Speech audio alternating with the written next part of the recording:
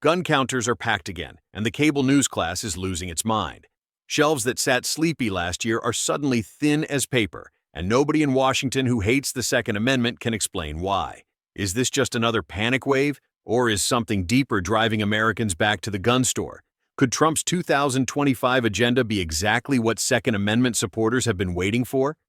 In this video, we'll talk about the real drivers behind this fresh purchasing frenzy, why Donald Trump's 2025 policies are nudging millions toward the checkout line, and why the same pundits who predict mayhem are secretly terrified they're witnessing a permanent cultural shift they can't reverse. The first wave of buyers hit the stores the moment the election dust settled. Owners I spoke with from Phoenix to Pittsburgh all described the same scene: steady weekday foot traffic that spikes the minute a new tariff rumor or ATF shakeup hits social media.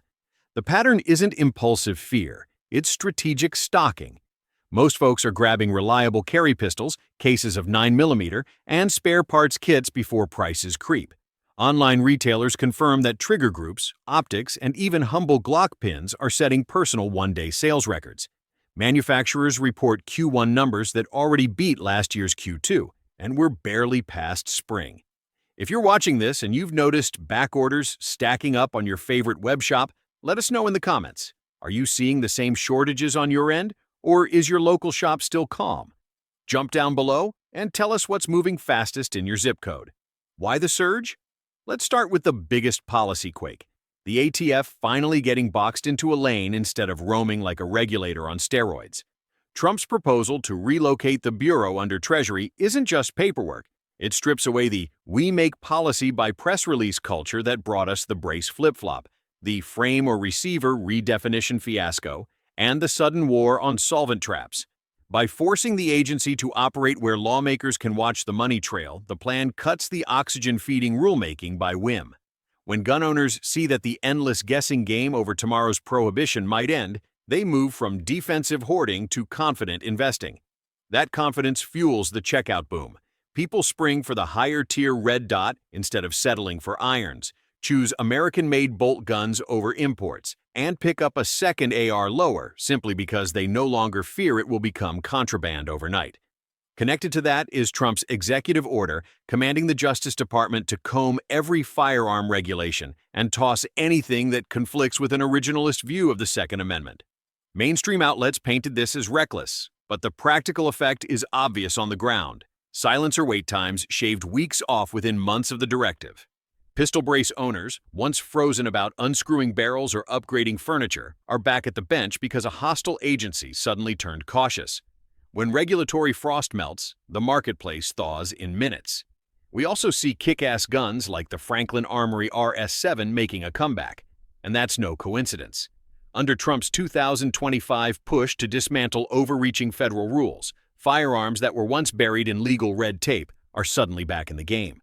The RS7 is a short-barreled AR-style platform that dodges NFA restrictions thanks to a unique barrel with straight-cut rifling. Back in 2019, the ATF tried to kill it by calling it a short-barreled shotgun. Franklin Armory sued and won. Now, with the ATF on defense under Trump's Pro 2A pressure, guns like the RS7 are selling fast. No tax stamp, no waiting period, and no reclassification nonsense. For around $1,099, you're getting a 5.56 or 300 blackout home defense powerhouse with a 7.5-inch barrel, binary trigger option, and all the close-quarters maneuverability of an SBR, without the federal leash. Gun buyers who've sat out the last few years are back at the counter, asking for it by name. They don't just cheer, they buy. Then there's concealed carry reciprocity. Anti-gun think tanks warn it will let dangerous tourists pack heat in Times Square, but travelers see the coming change as overdue fairness. A driver's license works in all 50 states, so should a carry permit. Owners in restrictive northeastern corridors are hunting for micro-compacts now, staking out training slots and ordering Kydex rigs before demand outpaces supply. Manufacturers of subcompact 9mm pistols, Smith & Wesson, Springfield SIG are running double shifts, and holster makers can't cut leather fast enough. The ripple includes ammo. Everything from HST to Gold Dot is once again rationed one box per customer at some counters. National reciprocity hasn't even cleared the Senate, Yet the mere likelihood has created a forward-buying surge critics didn't see coming.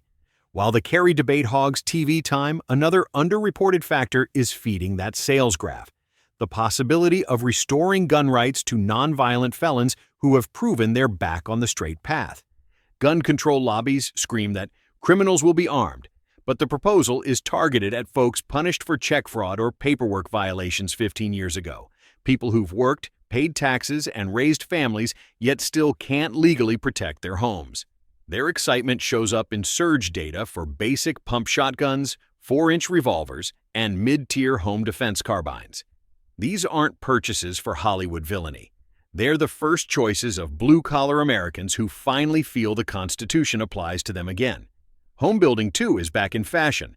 The court kept Biden's ghost gun rule on life support, but Trump's legal team is drafting new guidance that would treat unfinished receivers like they've been treated since 1789, unregulated chunks of metal or polymer until someone machines them.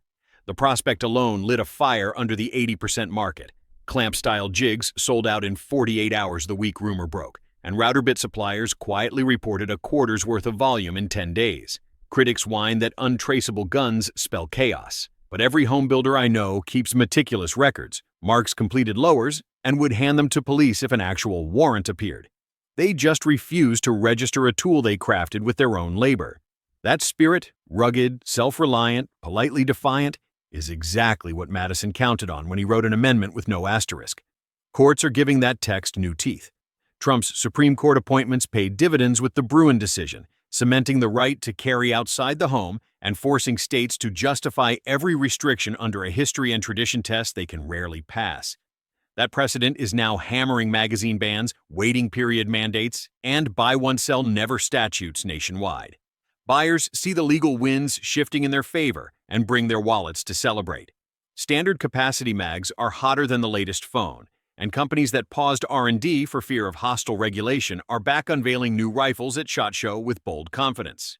Now, about those tariffs. The Guardian claims they'll break the industry's back, but the story isn't so grim. True, copper and steel surcharges can nudge MSRP upward, but they also create a rallying cry for domestic production. Several mid-size machine shops in Texas and Ohio have already announced expansions to stamp AR receivers and mill bolts from U.S. billet. Skilled labor benefits, and so do buyers who prefer "made here" on the box. There's short-term sticker shock. Nobody likes paying an extra $25 for a range bag, but that's chump change compared to the $100 transfer fees blue state lawmakers love to stack on every firearm sale. When California demands a background check tax on ammo, yet whines that tariffs hurt the poor, the hypocrisy practically writes the marketing copy for patriotic brands.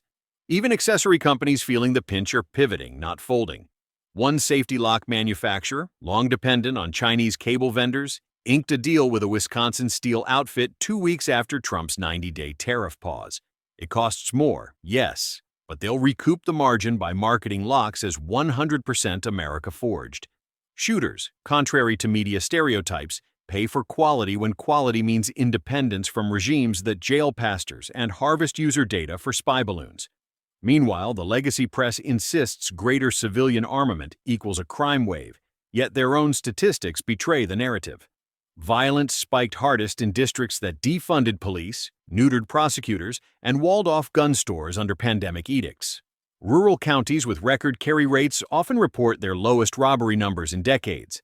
The FBI's own uniform crime reports show armed citizens lawfully end threats thousands of times each year, dwarfing the tragedies cable anchors replay on loop.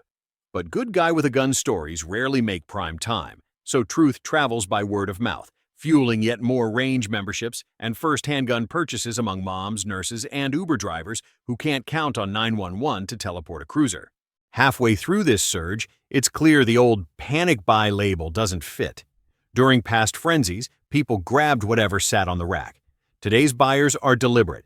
They're choosing calibers with deep supply chains, 9mm, 5.56, 12-gauge buck, and investing in night sights, weapon lights, plate carriers, and medical kits.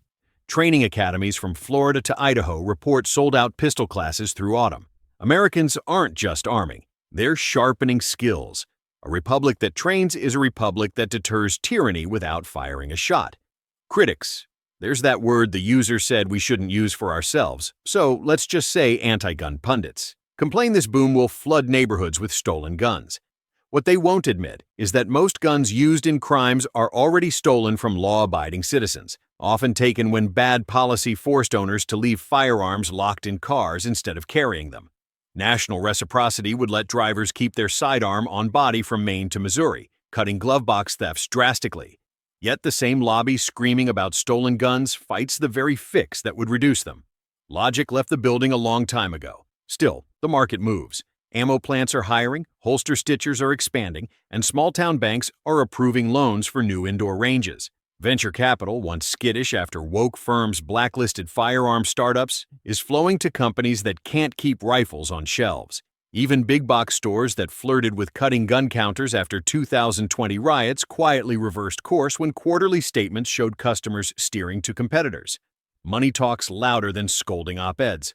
All of this energy swirls as federal agencies reorder their priorities. Trump's Justice Department is dropping bogus public health narratives and refocusing on criminals, not carbines.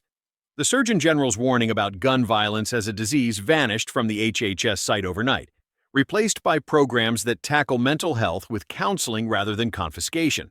Law enforcement morale ticked upward within weeks. Police chiefs know they're backed by an administration that sees them as partners instead of potential lawsuits. When cops feel their chain of command will stand firm, clearance rates improve, which, newsflash, discourages repeat offenders far more effectively than magazine limits ever will. Even the chatter about tariffs pushing safety locks out of reach has a silver lining. Domestic lock makers are lobbying for narrow exemptions or credits, and congressional allies have floated a bill granting full tax deductions for any firearm safety device made stateside. If that passes, you could purchase a better lock than the bargain bin import, write it off, and still come out ahead. The free market, plus a dash of patriotic policy, beats foreign dependence every day. Importers have room too. Turkey remains a shotgun powerhouse, and Austria is the Glock wellspring. But new agreements reclassify certain sporting firearms under low tariff categories if manufacturers set up final assembly plants here. It's a win-win. U.S. jobs with foreign innovation, faster warranty service, and no finger-wagging from the usual blue-check scolds who hate any gun that looks tactical. Meanwhile, anti-gun organizations trumpet polling that lists violence as a top concern, hoping that equals support for bans. They gloss over the same polls showing record numbers of women and minorities buying their first firearm. When mom-and-pop ranges in Atlanta see black women filling ladies' night classes, that's not a culture clinging to old values. That's a culture expanding liberty to everyone who wants it.